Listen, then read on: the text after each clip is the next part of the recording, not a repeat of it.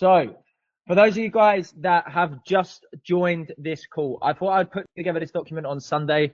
Looks a bit complex, but I'm going to break it down into 3 different phases. Now, one of the things that I thought to myself was there's so many people in client capital that are at different stages, right? You've got some guys that are now flying, some guys that are just getting started out. So I thought, what would I do if I was to think of a brand new concept of an agency and scale it to 50K a month as soon as possible? And this is essentially the strategic plan that I would follow, right? Now, for those of you guys that have attended this call today, I'm going to send you this because I'm nice like that. So I'm going to send you everything that I've put together so you guys can follow it.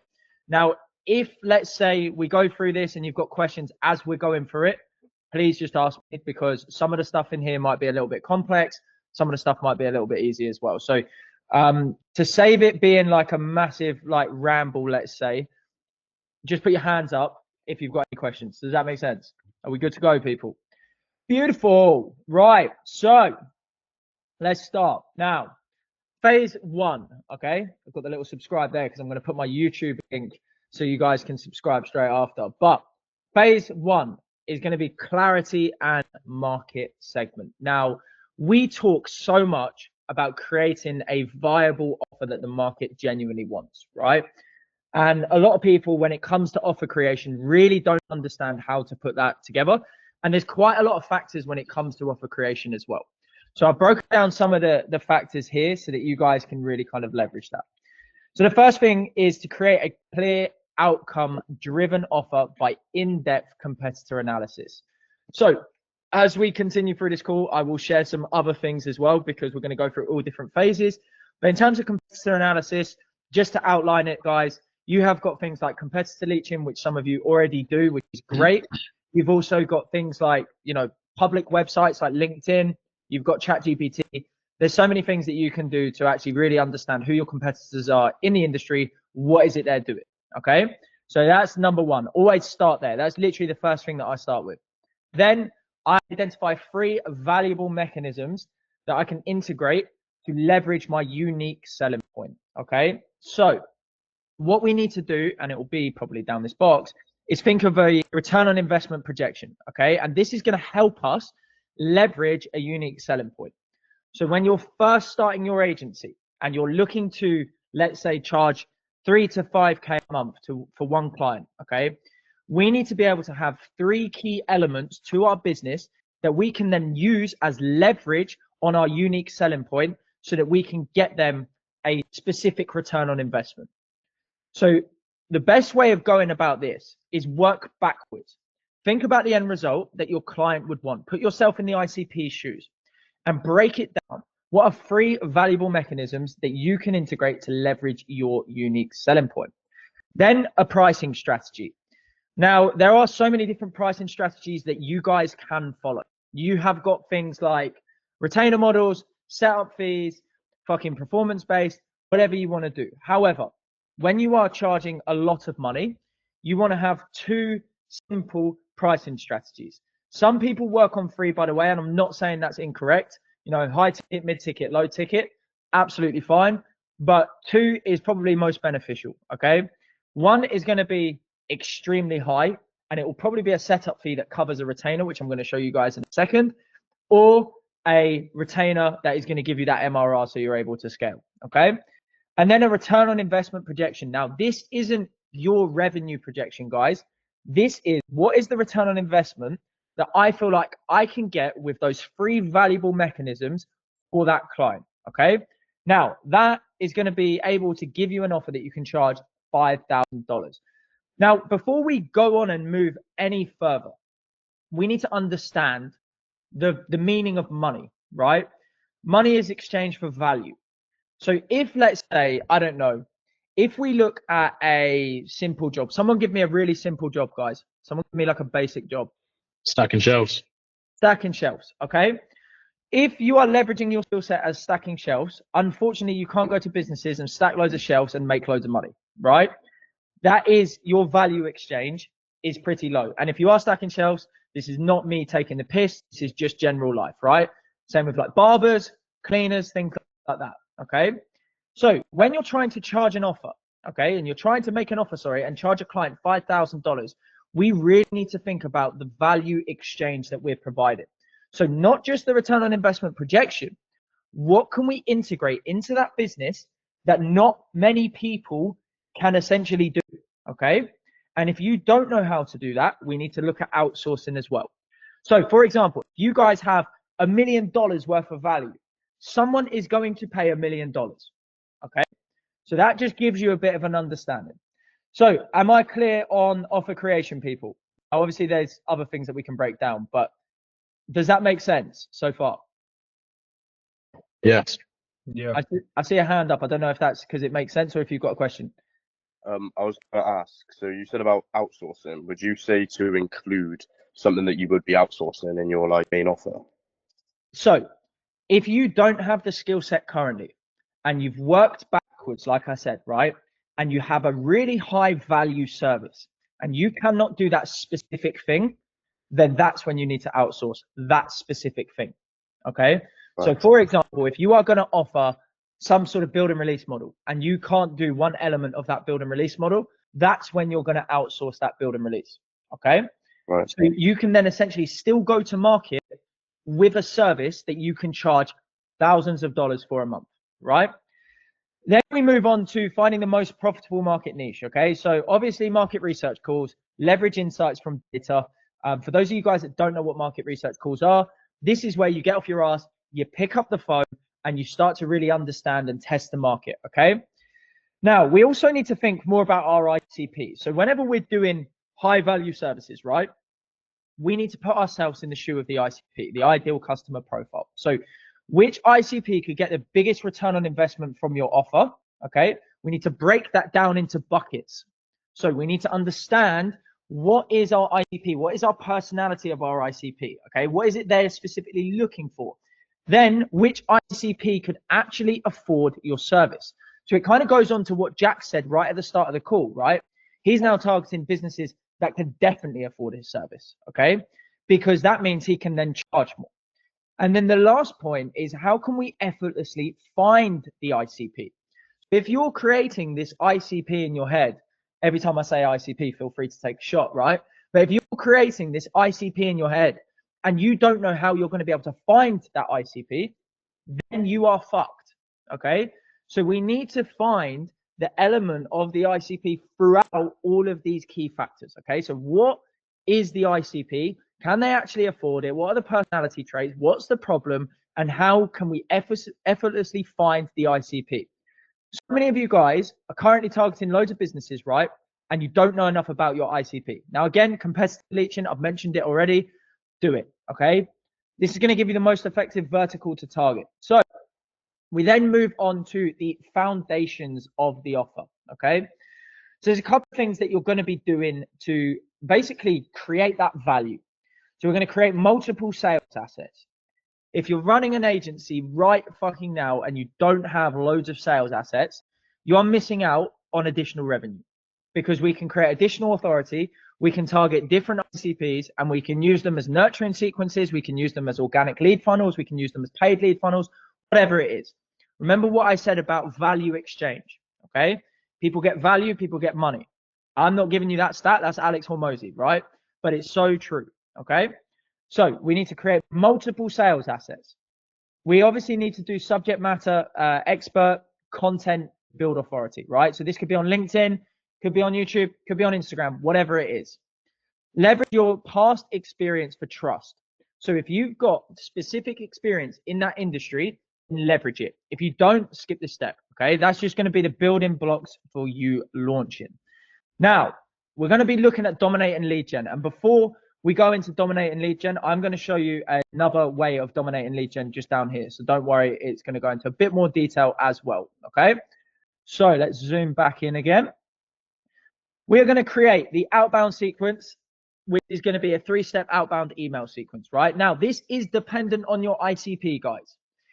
If your ICP right now cannot be targeted on LinkedIn, email marketing, those two factors, okay, those two things, then most likely you're targeting an ICP that perhaps doesn't have the revenue to charge, so you can charge 5K a month, okay?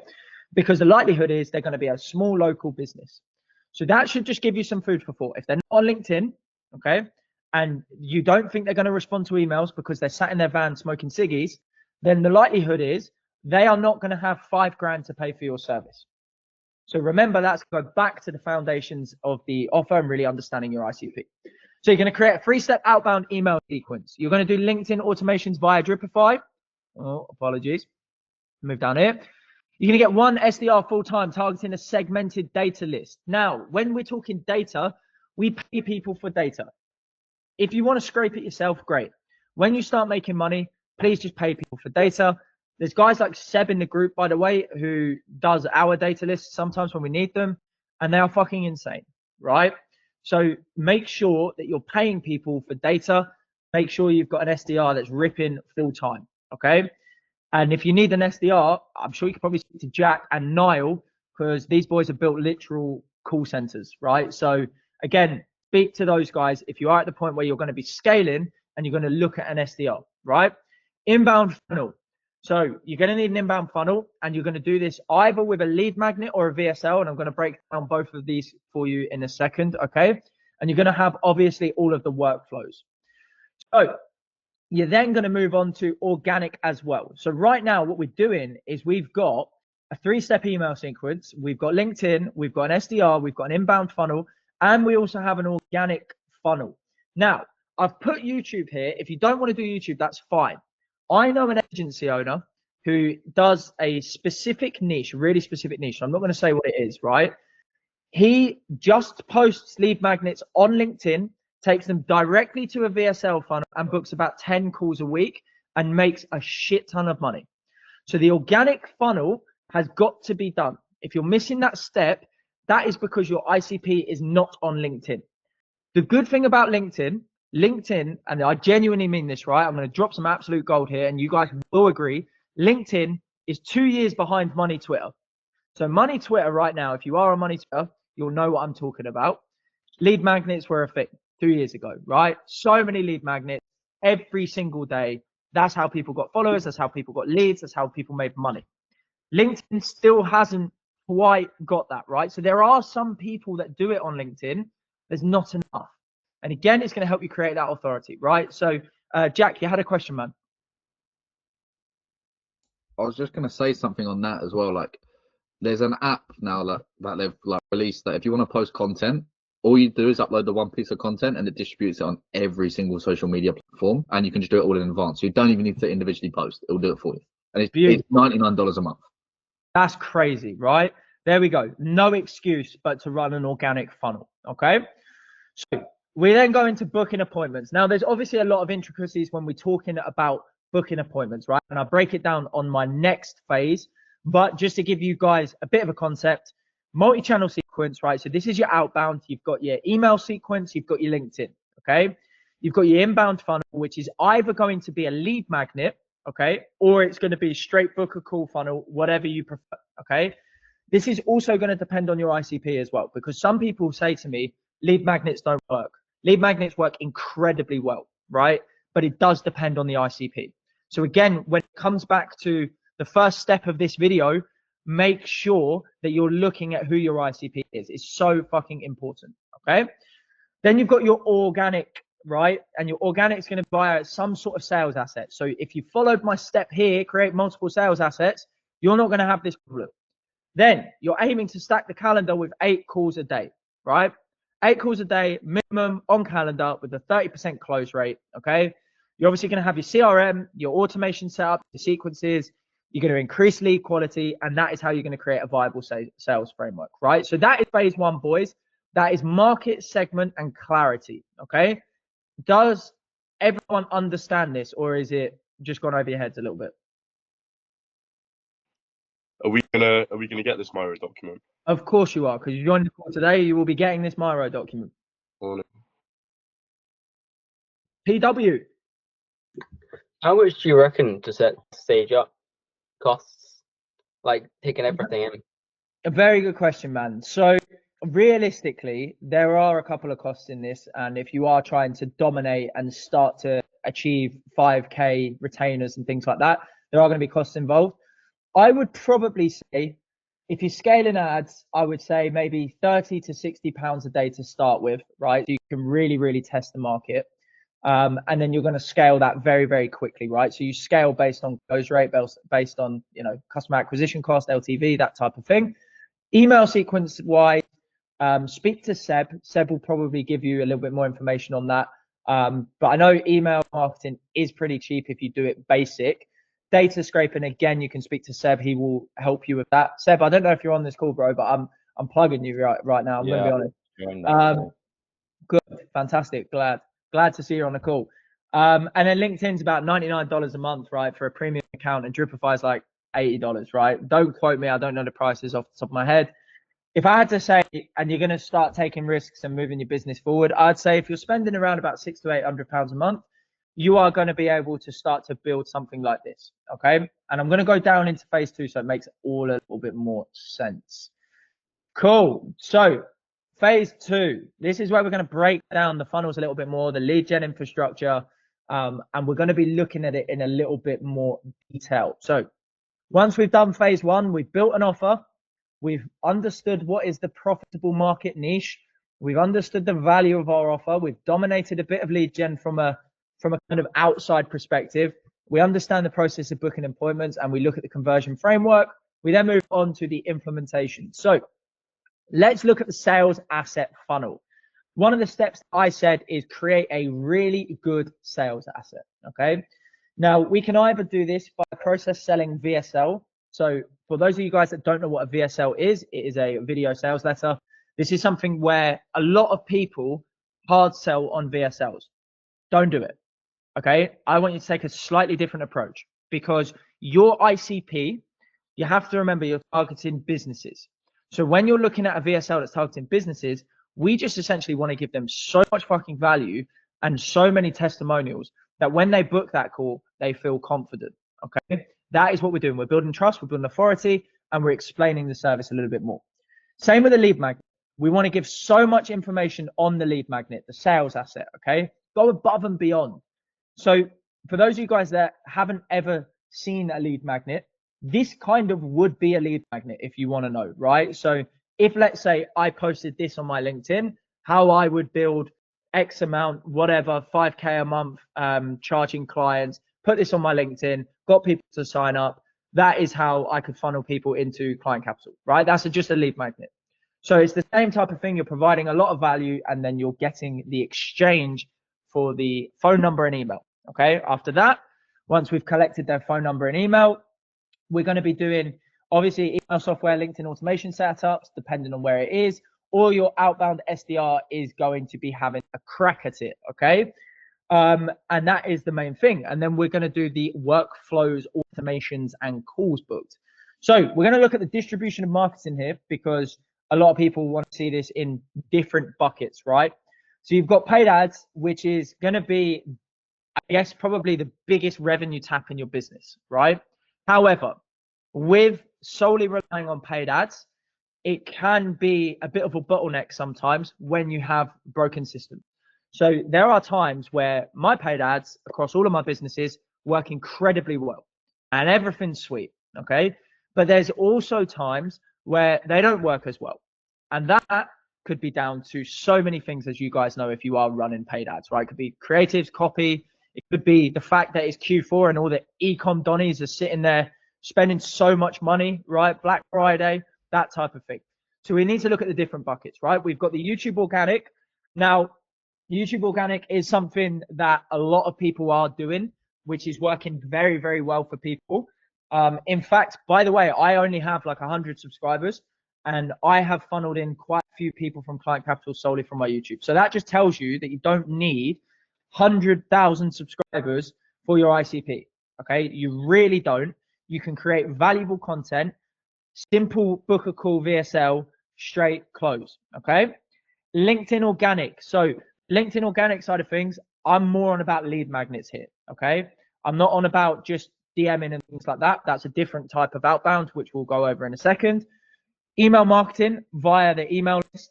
Now, this could be email list based on people signing up, okay? Or this could be outbound email marketing as well. So what we could do is, if, let's say, you know, we generate, I don't know, and 100 leads a week, okay? And you can only get hold of 60% of those. Then we still need to have email sequences in place.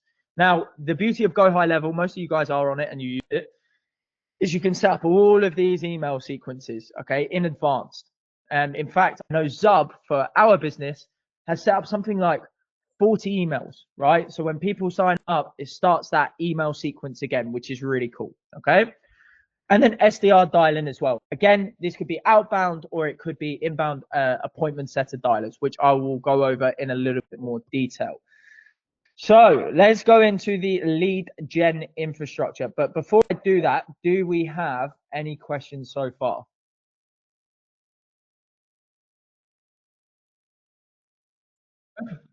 Sonny Scott. You said with the sales assets, right? You want to Yeah. have multiple. How many would you say to have? And like, Honestly, what to include on all the different ones, you know? Yeah, the more the better, right? Go into as much detail as possible without giving them absolutely everything. Okay. So for example, I can't remember your niche. Is it cleaning? Am I right in saying that? Yeah, that's right. Yeah. Okay, cool. So in that lead magnet, you want to give as much information about the benefits of Facebook ads, how it all works, but then you can testimonial drop like crazy and you can have a link to book a call, even though you've already collected their email and their phone numbers anyway, right? But in answer to your question, I would say every week create one or two, right? When you've got some spare time, use that time to create these lead magnets. Not enough of you are doing it. Evan. For the sales assets, what would Yes. what would you say like you're making? Are you making like VSLs, like you're making videos? No. So you don't have to just do videos, right? It could be a Notion document. It could be something like this, what I'm showing you today, right? This could be a lead magnet. You can do a video if you like, but you're basically just creating a bunch of value and a bunch of information and name dropping testimonials and things like that all in one place, so that when they sign up, it grabs their attention. They want to see it. They're genuinely interested. We're then getting people that have the intent, okay? The intent to want to change their business. So that's the whole point of it, okay? Now, what I would say with lead magnets as well, just to prove to you guys that a lot of this works, I think I can count 20 people on this call that came through Client Capital and joined Client Capital based on a lead magnet, okay? So that will just give you a bit of an insight there. So let's move on to the kind of lead gen infrastructure, right? So first of all, the outbound prospecting. Break down your ICP into buckets of 500, okay? Segmentation. I am not going to sit here and teach you how to segment data because I promise you, I don't know that, right? But this is where I pay people like Seb to help out. So again, if you are going to be breaking down data lists, make sure that you use someone that genuinely knows how to do it, because there's all types of different things that Seb does and Johnny to make this all work, okay? So I'll say this, if you guys are using, you know, really specific ICP, you need someone to do your data for you. I don't know how much Seb charges or Johnny or whoever you find, right? And it can be various people, but that is going to help you, okay? So again, that will help you automate the scraping the leads and the segmenting the data. Then going to create an email marketing 3-step sequence. This is outbound. In a LinkedIn automation, 50 targeted ICPs. You're going to do the SDR outbound calling based on the list. Now, I have actually broken down when it comes to the SDR, okay, exactly what I would want from my SDRs on the next phase as well. So don't worry, we'll kind of go into that, okay? So again, we're all trying to get 8 calls per day here. So that's one kind of pillar of the 8 calls a day, okay? And by the way, 8 calls a day is really not that hard, but I'm also going to show you this is how you can build a 50K a month agency super quick, right? Because if you have this, you're going to be able to implement all of these strategies. Then you've got the organic strategy, okay? So this is something that I am not that good at, hands up. I also know it works because 1, I've done it myself now through YouTube and LinkedIn, but 2, I also know people that are doing this very well, right? So I don't want to be this guy that's sitting here teaching something that I don't actively do. I'm going to start doing a lot more of it for my agency and for Client Capital. But I do really suggest that you guys look at the organic strategy as well, because it is going to help you do it alongside paid advertisement, okay? Now, you're going to do a sales asset, lead magnet. You can even post on Twitter. Some of you guys might be like, Twitter is a waste of time for my ICP. You are so wrong, believe it or not. Okay. So the reason why I say that is some of you guys will have signed clients from Twitter, and you'll be surprised they're actually big businesses, right? There you go. Seb just put, I've made a couple of grand out of Twitter, right? And Seb, I'm sure you'll probably share with the guys that it's not just like one-man bands, right? It's normally quite big businesses. I'll let you speak up on that. I don't want to speak for you. I mean, to be honest, for me, most of the stuff I've done is kind of side projects because I'm not as professional on Twitter or posting as much like the main company. So it's just kind of connections I've made, consultation calls I've done, or small projects. Nice, right?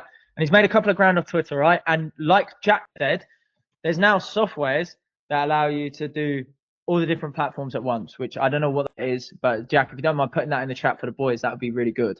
Okay. Cool. Then consistency with long form. Now, I'm going to talk about long form because I don't know too much about it, but I have just paid a mentor to teach me a lot more about long form. This guy has over 700,000 subscribers on YouTube, and he essentially taught me a really valuable lesson here. If you think about this, when you are posting long form, regardless of your industry, okay, let's say we're targeting insurance brokers, because I know some of you guys are, right? If you're targeting insurance brokers and you're creating a lot of long form content around that, well, if you're targeting those businesses, and the way that you do this is you change the way that you do your content, right? But if you're targeting those businesses, when they are actually tuning into your content, they've watched normally 1 or 2 hours, 3 hours, 4 hours, 5 hours of your content before jumping on a call. That is the best way you can warm someone up, okay? So if you think about an ad, they see you for 15 seconds and they might go to a VSL and they'll see you for like 5 minutes, okay? Whereas organic, consistency, long form YouTube content is going to be able to create that kind of authority, trust, relationship with you without you even meeting that person. Now, the other thing that my mentor told me is that on YouTube, this shit stays forever, right? So if you're posting, let's say, 2 videos a week in your niche, okay, and 7 months down the line, you've got a CTA in every single YouTube video, and you have a link to book a call with a proper tracking, okay, and you need to make sure that you're tracking all of these things so you can see what video they come from. You can still book calls from videos 7 months ago, 2 years ago, 3 years ago. So it's consistently there, okay? And that is going to help you build that personal and professional brand as well. Again, that's something that I really suggest that you guys do. It is rich coming from me. I know I'm relatively new to YouTube. You will see that I'll be taking it a lot more seriously. But I will say this, guys, make sure you do it if you have the time, okay? Well, actually make the time. Landing page VSL to book a call. Again, that's going to contribute to our 8 calls a day. Then have the paid ad strategy, right? So funnel creation, VSL launch, lead magnet, whatever you're doing. You're testing low budget, angle, creative. You're then scaling the budget upon, A/B testing and getting the results. You're aiming for 5 to 20 leads per day, okay? And again, this is all going to contribute to our 8 calls a day, okay? Now, when I'm talking about 8 calls a day, I'm talking about qualified calls. I'm not talking about getting 50 leads through all of these funnels and having 50 calls, right? I'm talking about qualified calls. And again, you guys can use all sorts of metrics, which we'll talk about just shortly, right, in terms of qualifying your calls, okay? But the main thing here is if we set a target based on 8 calls a day with a 30% close rate, you guys will start to see some massive success in your agencies and scale before you even fucking know, right? Conversion metrics, right? So, or mechanics. Training. So I've actually broken down training a little bit more in this next one down here, but I just want to go over training, okay? Training is super important for our staff. Now, doesn't matter whether you've got a fully fledged SDR or if you've got a COO, okay? You still need to train people into your business so that you can get effectively the most out of them, right?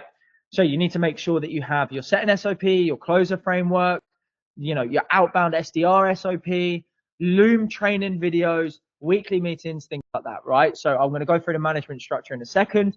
But when it comes to training, guys, a lot of people bring people into businesses and they don't give them enough training. In fact, I'm so guilty of that, right? Especially in my old recruitment company. I was so guilty of the fact that I had one superstar. His name was Callum. He was doing me about 40 grand a month. And I neglected the other 3 sales guys. I put so much time and energy into the guy that was doing well. And unfortunately, the other 3 sales guys barely made me anything. So what that says to me is that I lacked the ability to train every single individual, no matter where they're at. Okay. If you bring someone onto the business, you need to see them as family. Okay. And you need to be able to give them all of the guidance, everything that you know, you transfer onto them. You don't hold back. They need to know that business inside and out. In fact, I'm going to say something about training because I really like something that Niall told me. We did a student interview the other week, and Niall actually said something to me. Niall and Jack are co-founders, if you guys don't already know. And one of the things that they do, and I don't know if this is true, so Jack's going to now confirm whether this is true or not. But at the start of every call, they have to handle an objection, right? And again, these 2 are co-founders. They're making good money, but they also know that they could still do with work when it comes to the objections, right? So they handle an objection every time they have a call. Is things like that. Like, even though they're their co-founders, they're still training consistently. It doesn't matter what they're doing, they're training. So training and development is really, really important. Okay. Management structure. So let's move on to management structure. Sorry, you guys know I'm dyslexic, which is great. So management structure, end of day reports. And this is really important. Now, you can do it fancy on Airtable with automations into Slack. Don't ask me how to do it.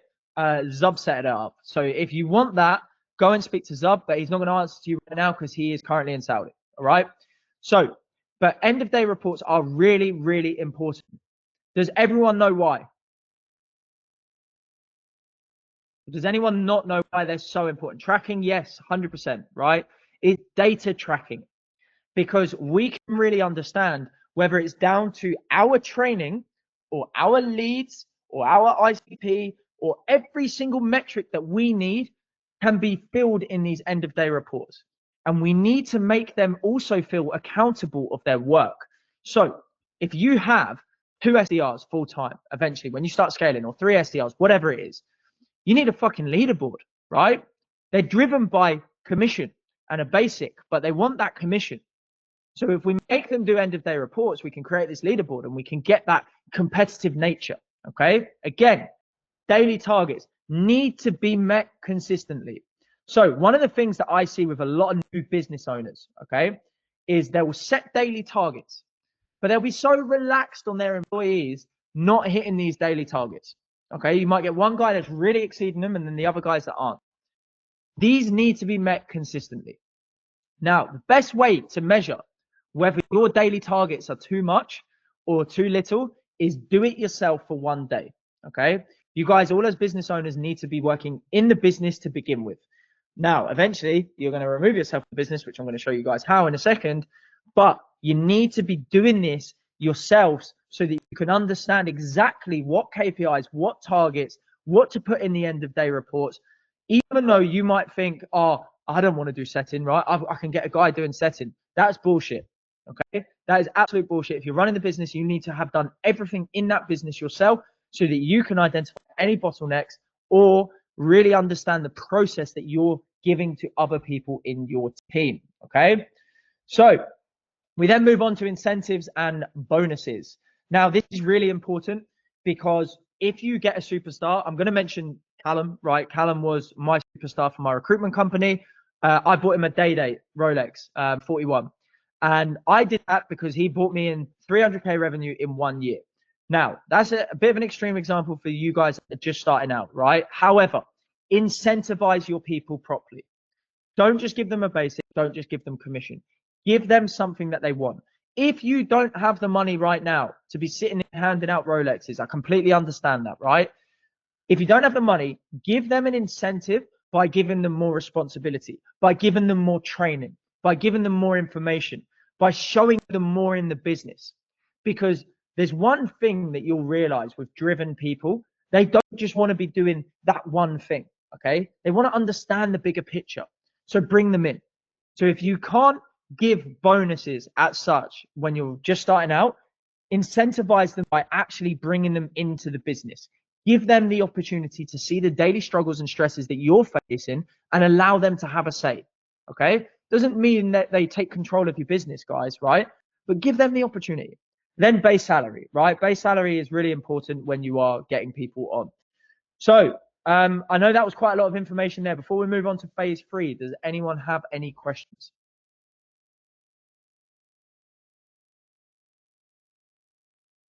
Okay, I see it as I think Juan. Yeah, in terms of commission to the SDRs, are you paying them per call they book you? So ideally, you want to have an SDR on a base salary, right? So this is probably a little bit higher level for you right now, Juan, but it's good information for you in the near future because I know you've just started, right? Ideally, you want an SDR on a small base with a good commission package, okay? However, I ran up a company called DrivenX with 28 commission-only guys. People say commission only doesn't work. Oh, it did for millions up, right? And I'll explain why and how we did it. We essentially gave them commission on every deal closed. And if you ask anyone that worked for DrivenX, they said they had the best time ever and they made good money. And the reason why is we were in the business every single day. So we would cold call with them 3 different time zones, right? We would put ourselves on the line as much as possible. We'd have spinning wheels. We'd give them incentives. We did things where we got pissed on the call for 24 hours and did cold calling sessions. I'm not joking, right? It was fucking crazy.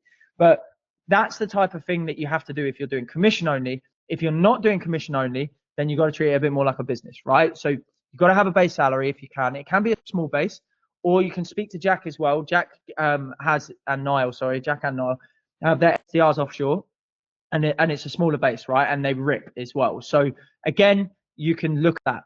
But the main thing that you've got to think about, guys, is how you incentivize and how you motivate and how you train. Because if you can do that, they're going to get that emotional buy-in to you as well as the business. Does that help? Yeah, that's all good. Cool. Awesome. Jack, I see you have a question, my bro. Jack, are you still with us? Yes, sorry. No worries. When it comes like in regards to actually getting like SDRs a bit more like aggressive on the phone, wanting to sort of call a lot more. Yep. Like the best way to incentivize them. Yeah. So I would have a conversation with them individually and find out what's really motivating them. Okay. Is it progression? Because some people, it's not, even if they're an SDR, it's not always money, right? Is it progression? Is it opportunity? Is it learning, right? I've had so many SDRs that worked for me, bro, that just wanted to learn. I taught them things that they didn't know, which kept them motivated, which made them want to work harder, right?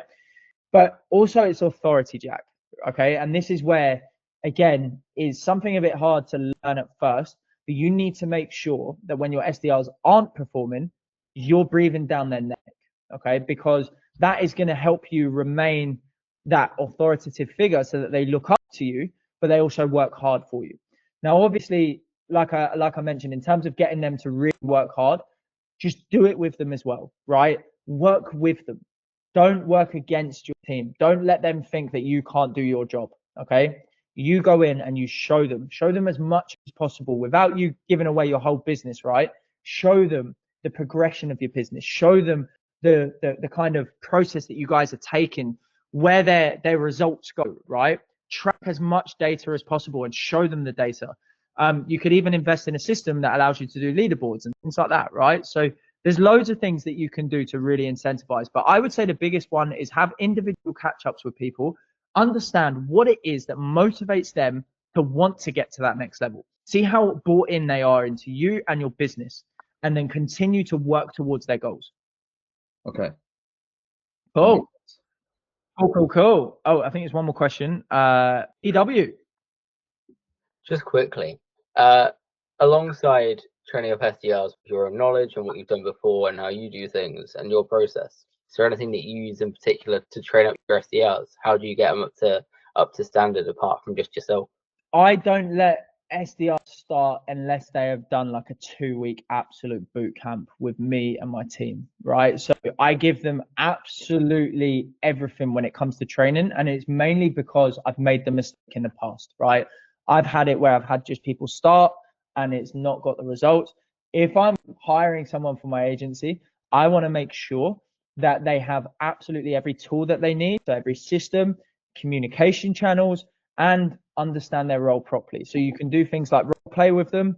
You can connect them with other people in your business if your business is big enough to do that. If it's not, you do role plays with them. You have a chat with them all the time. You're understanding what they're finding difficult. Okay. Then you do some trial calls with them. Then you like review their calls as well. So on Go High Level, you can have the recorded function, so you can listen to their calls.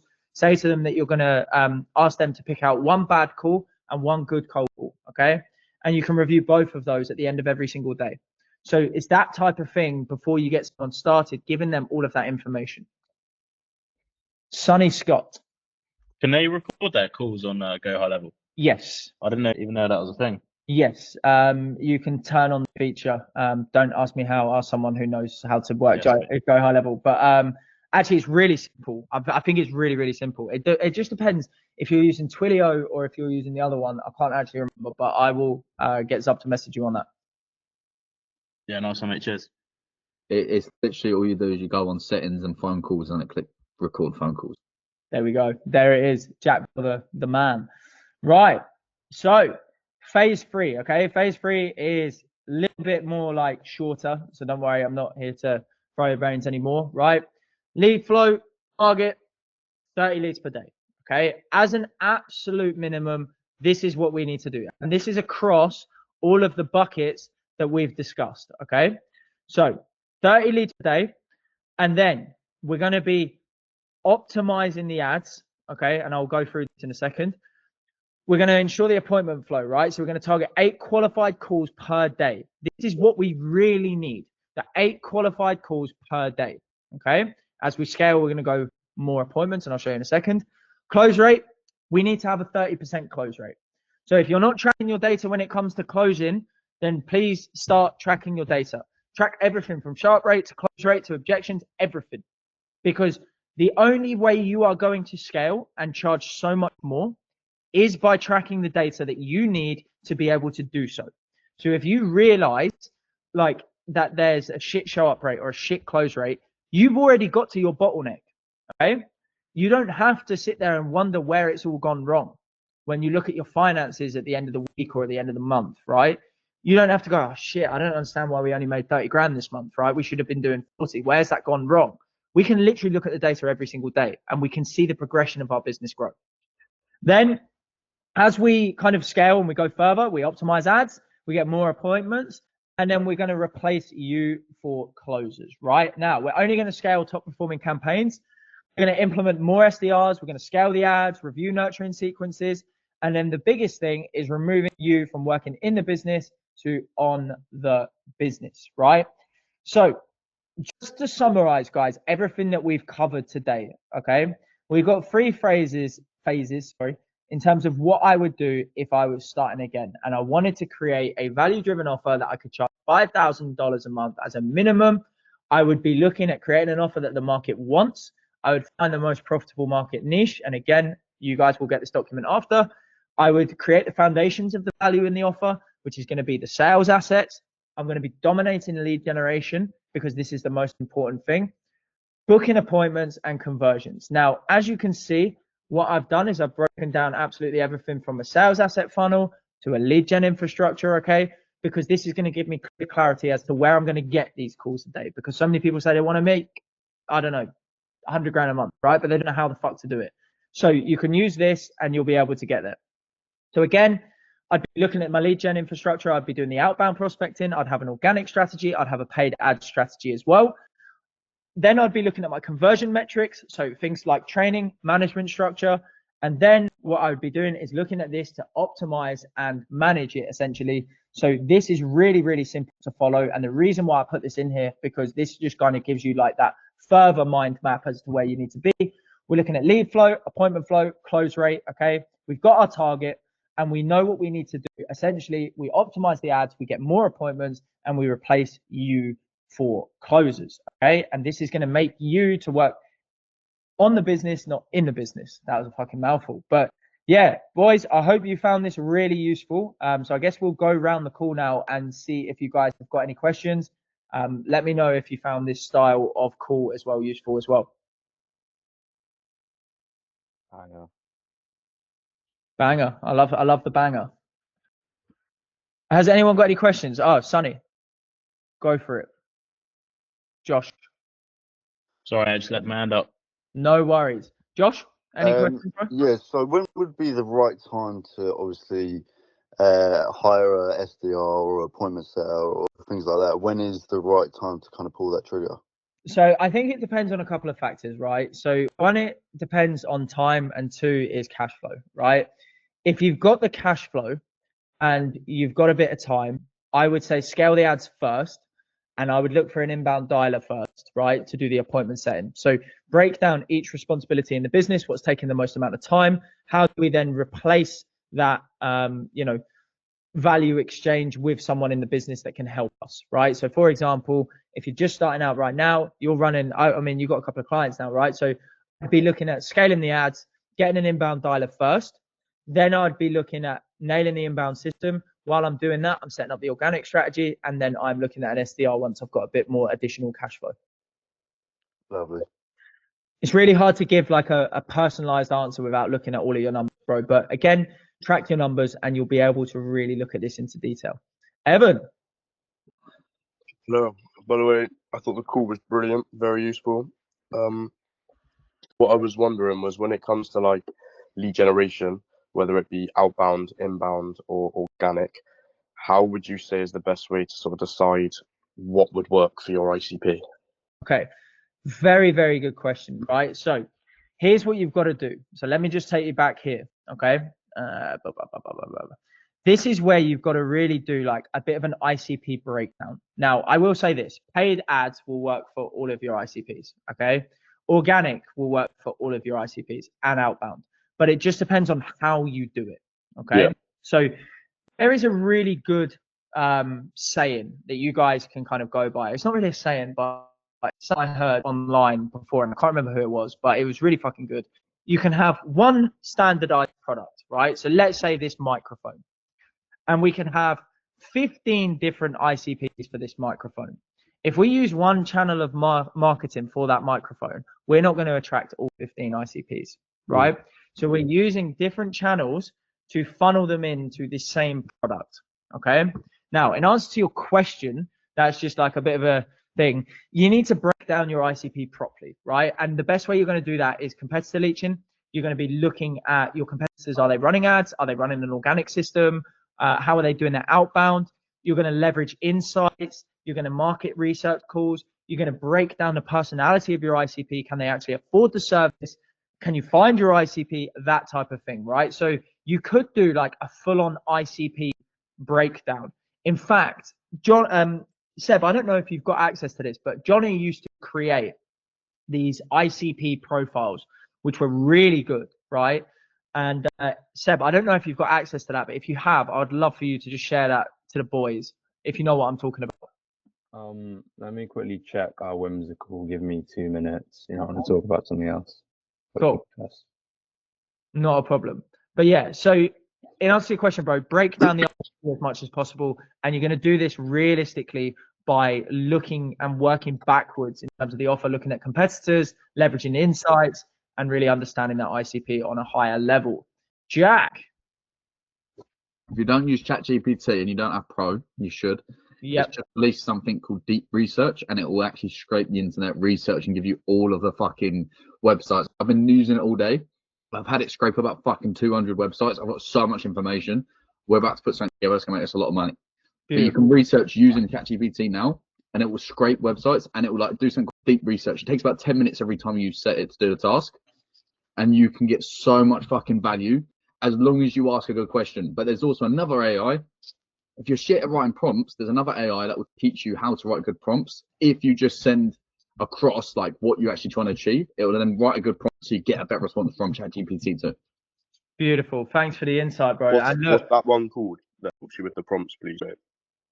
Honestly, I'm not a clue. I know how to write a prompt. I was going to say this, right? Again, just based on what Jack said, yes, that's going to help you break down ICP, but also, boys, that's going to create lead magnets for you, right? Like, we're in a day and age with AI. I don't use it to my full potential. I really should, right? But Jack and Niall clearly are. Look, that is going to build you lead magnets, like, based on actual data. Like, this is going to be incredible for you guys. Jack. So one thing we actually done recently, we've got an ebook, right? Mm. We've got an ad that runs. It's a free ebook. Yeah, right? yeah. The whole funnel. Loads of people click on it. They read the ebook at the bottom. It's got a link to our meeting, and they get a 15-minute consultation for free. Like, every person has booked into a consultation. It's just a quick 15-minute phone call, and if they're right ICP, then I'll book them in. But leads are so cheap. But what happens is everyone looks at that and goes, "Fuck, implementing that myself." I literally give them our whole business model. There we go. Everyone's too lazy to copy it. If you want to go look on Ads Library, you can have a look, but I guarantee you no one's going to copy it because you're not gonna make the time, right? Too right. And that's a perfect example, guys, of a lead magnet, right? That is a lead magnet, and it is perfect because people are signing up to it and they're going, "Fuck me, there's so much information here. I might as well just book a call," right? He's got the call. He then qualifies them. He then closes them. Beautiful example, man. Nice work. Seb, who? Yeah, it says I'll have to end your share screen to put this up, but If you send it round to the boys, that would be best. If you can put that in the chat, that would be great. In the agency resources. I don't think I can share it. Can I just quickly share my screen for like? Yeah, of course. Yeah. Sorry, we'll let you take over. Go for it. Yeah, so this is entirely courtesy of Johnny, so I take no credit. But essentially what it is it maps out kind of like, this is for us, we do it for all of our clients as well. But we kind of just map out their entire ICP, and it goes from kind of the company targeting here, kind of shifting across to the people, like the avatar at each company. And then each of these kind of purple things is what we call a playbook, where it's either ways we can get data from specific places or just in general kind of signals or things for targeting that we can use to identify like our perfect ICP. And it's kind of like a pipeline, like I said, where it all just kind of goes through. We map the services and like lookalike campaigns from previous clients. As you'll see, Go Launch lookalike, that's Dan's old company. And then YouTube channels, clutch reviews, kind of just random stuff. But it's like an overview of our entire ICP, which we do for every single client. Thank you for sharing that. Well, there we go, boys. That just shows you the length of detail. So I guess if we have no more questions, boys, I hope you enjoyed this style of the call. For everyone that showed up today, send me a DM so I can send to you this document. I just need to work out how to get it off Miro. You guys, I'm not that technical, so I will get that off Miro, and then I will send that to you guys straight after this call. If you did enjoy this style of the call as well, if you could just please leave a message in the live calls and in-person events chat. Keep winning, team, and looking forward to seeing you on Thursday. Peace out. Take care.